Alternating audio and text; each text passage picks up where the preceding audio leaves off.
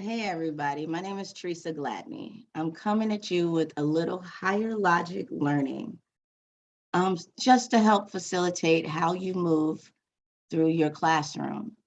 I work in a school district where writing has been a really big push in our school district. The problem is with writing is that teachers are very apprehensive to teach it because their statement is we don't know how to teach writing. Well, my answer to that is, what is writing? What is writing? Let's talk about it. Well, writing is essentially communication arts. That's what writing is. Excuse me. Excuse me, I had to cough.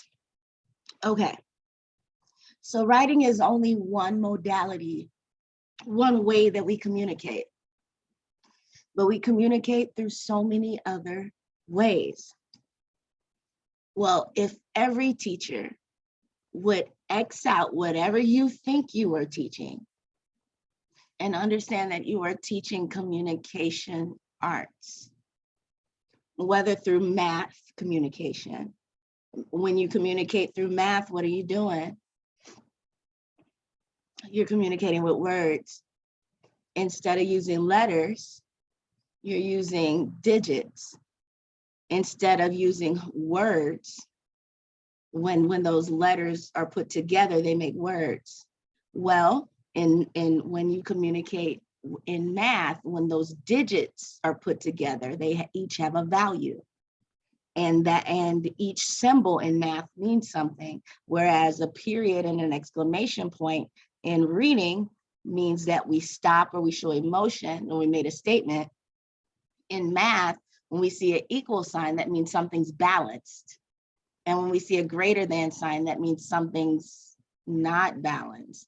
And we know which part isn't. So when we teach math, instead of just teaching students the answer, we need to communicate what we're communicating. I'll show you.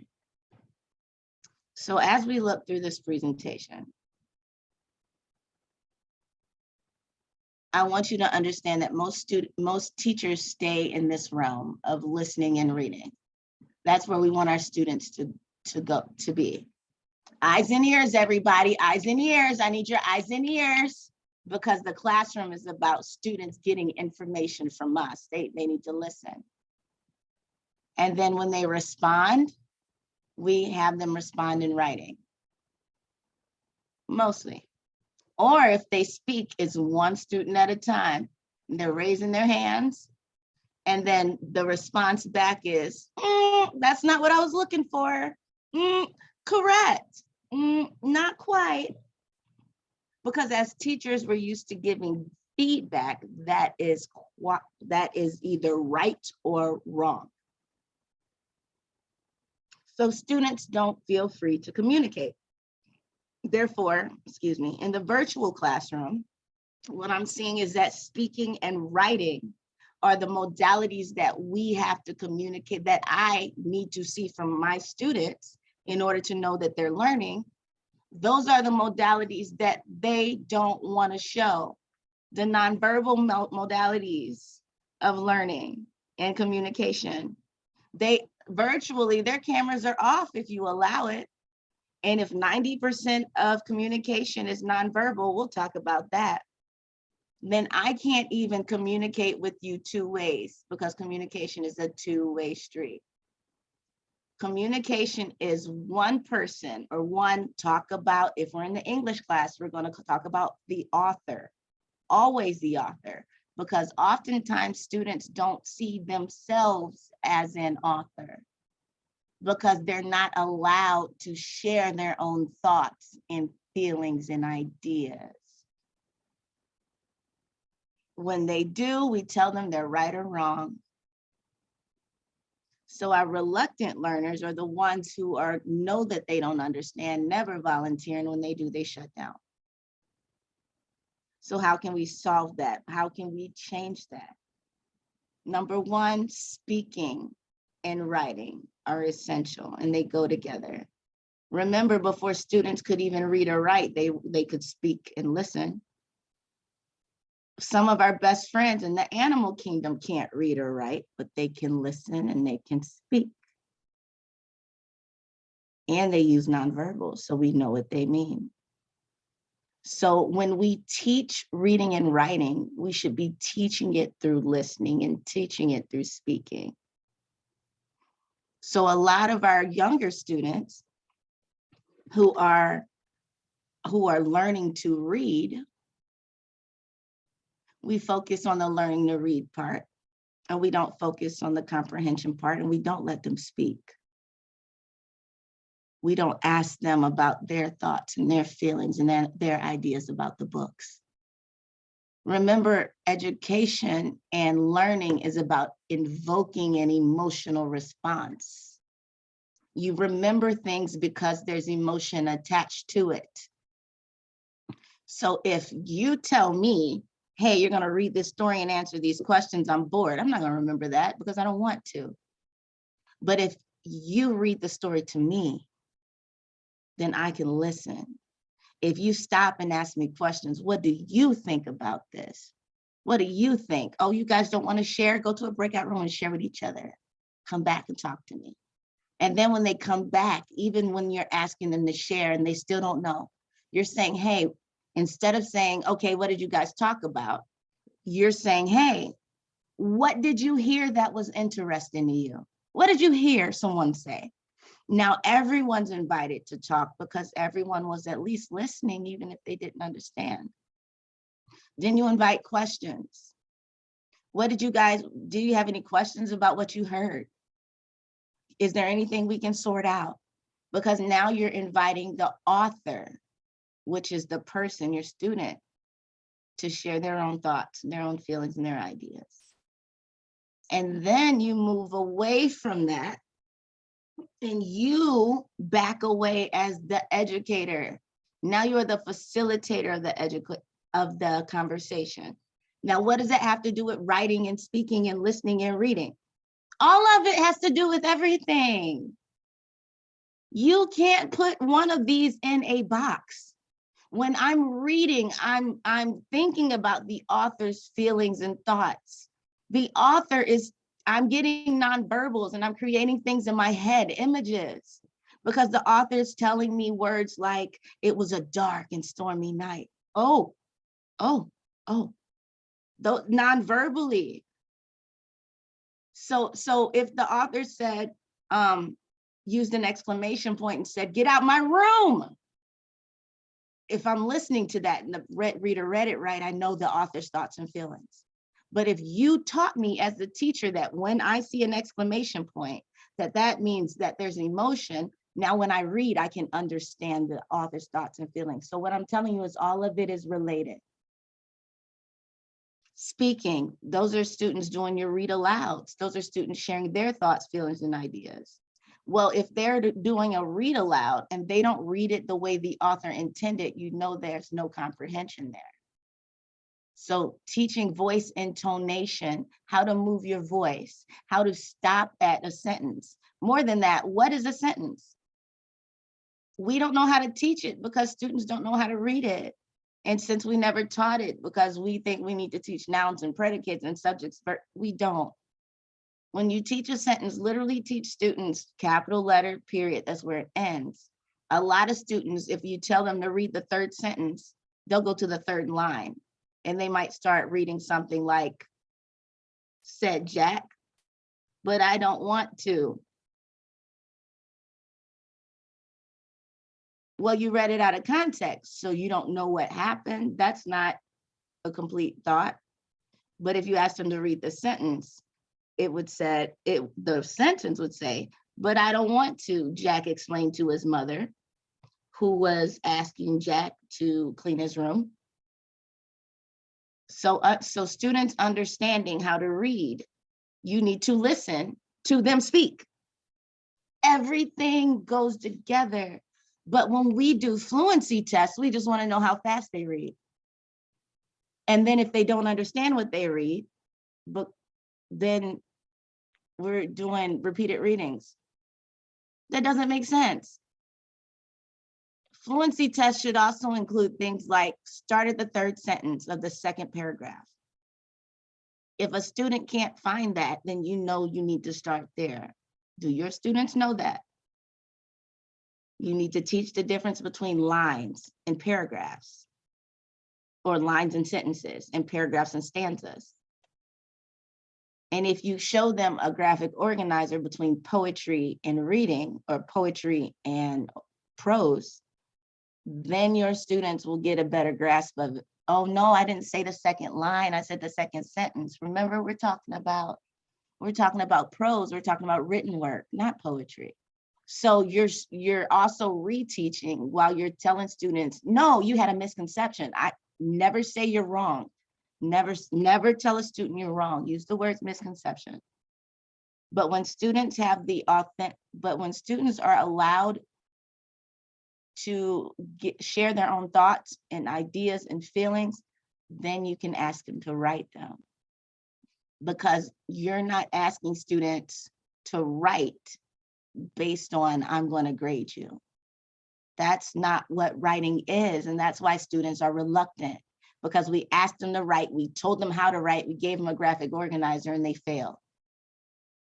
That's not what writing is. Writing is sharing the author's thoughts and feelings and ideas, and realizing that the person who is the author is you, and you, and you, and you. And all of us are authors, and all of us have stories to share. Now, what does writing have to do with it? Then how do I teach writing? That's a great question. When you teach writing, you're teaching students to tell a story in their own style. But it's your story. There is no right or wrong. But what we teach are three, I believe, this is my philosophy, what we teach are three different things in writing that make communication, no matter what platform, whether it's reading, whether it's writing, or whether it's speaking, you have to communicate in this way. Number one, you have to be organized. You cannot start in the middle of an event telling a story and then skip around. Things need to be in a logical and sequential order. That's what we teach in writing, but we also teach it in speaking. We can teach it in math. Hey, you guys, what's the first thing we're supposed to do?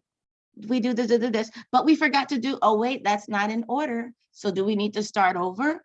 So a lot of times in math, I'll write step 1, step 2, step 3, just to make sure that we are clear in written language, in spoken language, and listening. So when I have to translate it through math, where now I'm not using words, I'm using numbers that stand for, that mean, and numbers or symbols that mean something now. They can understand in the English language what they're supposed to do. Now we have ideas. When you teach writing, you teach ideas. That means stay on topic.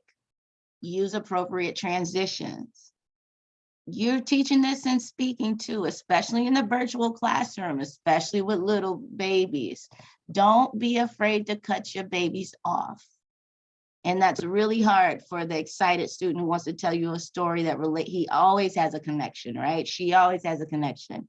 You're teaching about multiplication and like, Miss Gladney, my mama used to, hey, friend. Now you're bringing them back to what they learned. I would love to hear that story, but remember, we're supposed to stay on topic. So and tell them that stories move forward. A lot of times we stay in the same place while we're teaching because students are telling stories and we don't know how to get out of that spiral. Just say, hey, you all, I'd love to stay here, but remember, we have to move forward. Conversations move forward. We can't stop here. We have a learning objective. Then that's where we need to be at the end. You're letting them know that there's a beginning and a middle and an end in whatever you do, in conversation, in written words. So now you're just teaching them how to do that verbally, written words, and when they're listening. You can even ask them, hey, you guys, I'm about to talk about something, but if I go off topic, you tell me, Ms. Glenn, you're off topic. Oh, thank you. So now they're learning to listen and judge and evaluate. And now when you do it in real life, they'll call you out on it too. So it keeps everybody accountable. And finally, conventions. That's what you're teaching. Conventions is not revision. Revision's a totally other thing. Conventions is cups, capitalization, usage, punctuation, and I think sentence fluency or sentence structure. But that's what we teach, and that's what we're intentionally teaching. We're not teaching ideas, we're not giving graphic organizers until they've shared their own story in their own style. Then we introduce the graphic organizers and the transitions, because we don't ever want students to think they're wrong. We just want to help them organize what they're doing. So finally, I want to share with you what happens when you give students the autonomy to be free agents in their classroom. When you step back as a teacher and you allow your students to facilitate their learning, you can simply ask your question and step back. So this is the last thing we're going to learn, or we're going to see. And I hope this inspired someone. Here we are. Thank you. What did we learn, friends? What did you learn? There's no point in coming tonight if you didn't get anything from this. Multiplication. It sounds like a question. Multiplication? What about it? Look at your notes. What are you going to tell your friends? I want to pause here and explain that I've been teaching voice inflection and what to do when you come to a question. Your voice goes up. When you come to a statement, your voice stays flat. When you get to a comma, your voice kind of goes up. So, okay, you get it. So I was not making fun of this young lady. I just want to preface that. I want students to pay attention to their voice. A lot of times when students answer questions, they answer question with the voice inflection of a question because they believe that there's a right or wrong. So pay attention to the way your students sound when they answer your question. I don't let students answer questions with questions. What did we learn today? Multiplication? You don't sound confident. So I call them out on that since they understand voice inflection. So now the correct response, multiplication. I'll continue. Tomorrow. What are you gonna tell them you learned? You guys look like you don't want to talk to me. I'm putting you in a breakout room one more time. No, I'm not. I'm walking away. Goodbye. I need to hear 5 voices talk about what they learned specifically, not just multiplication, but what did you learn? Once I hear 5 voices, I'll come back. Goodbye. So I learned the big 7, so always pointing at top right. And you count down instead of what left. So no, I won't pick. How about Aaron? I learned how to use the tic-tac-toe chart to do my multiplication. I learned the tens and and that the 7 always has to point to wherever the 7 points, that's where you start with the 1.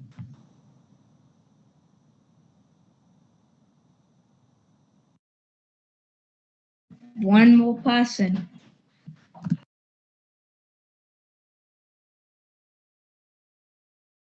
I learned that when you're counting by 7s, you go 0 to 2, 2 to 4, 4 to 6, and the 7. And when you write the big 7, it always points to the number that you should start at.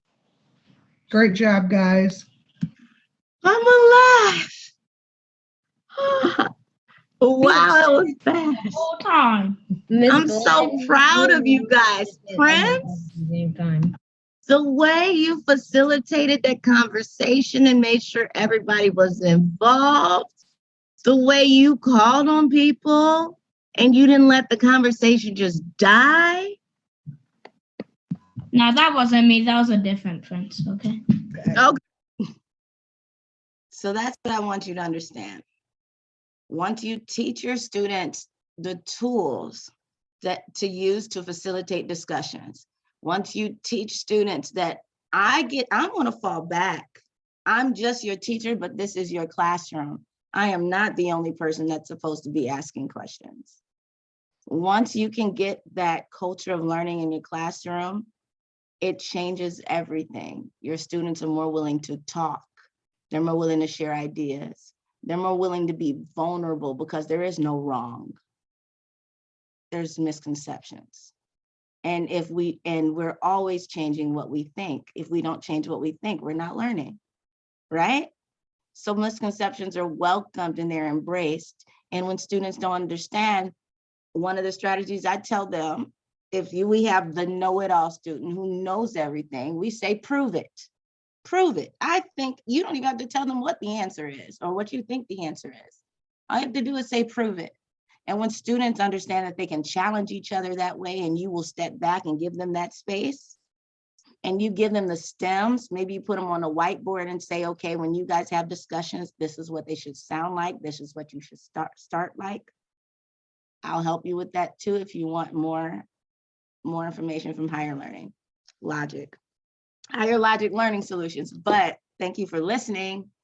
And I hope I've helped somebody or inspired somebody to rethink how you communicate, because all we're doing is teaching a different language. And if we're English language arts, we're simply teaching students how to communicate through English. Have a good one, you all.